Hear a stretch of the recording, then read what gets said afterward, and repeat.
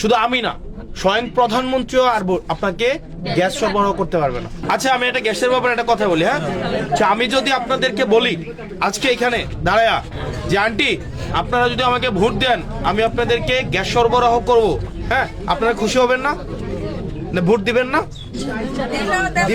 না ধরেন এটা খুশি হবেন কিনা আন্টি? আগো খুশি হবেন নি?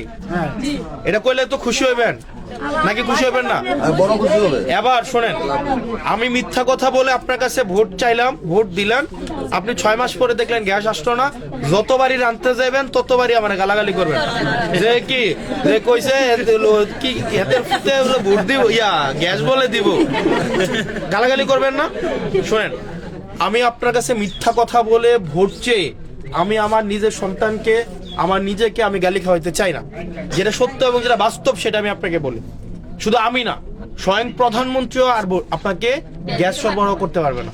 কেন পারবে না? শুনেন, আমাদের যে গ্যাসের যে মজুদ বা গ্যাসের যে আমাদের এটা হচ্ছে আনলিমিটেড না, এটা নির্দিষ্ট পরিমাণ আছে। গ্যাস দিয়ে দুইটা কাজ করে, এটা আপনাদের জানা উচিত। কেউ যদি আইসা বলে সে মিথ্যা কথা বলবে।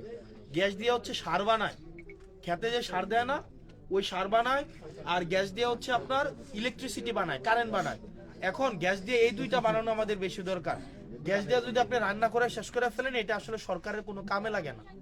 এই কারণে সরকার দেখবেন গ্যাস যাদের গ্যাস আছে তাদেরকেও পুরো গ্যাস দেয় না। খোঁজ নিয়ে দেখেন দেবিদ্দার গ্যাস পাই কিনা ঠিকভাবে নাই।